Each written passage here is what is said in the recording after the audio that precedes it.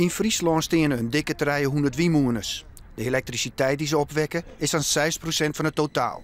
Vorig jaar leidt dat Liekwold een stuk leger. Als je het laatste hier, dat is vrij uniek. Ik van mij. Ik is van 89 zit ik alleen in Wien.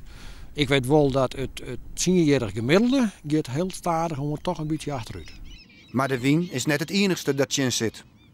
Nou hebben we een nieuwe subsidieregeling en dat houdt nou niks meer over. En als je onder de huidige subsidieregeling beginnen met en je krijgt dan het eerste direct zo'n min win hier, dan ben je net blij.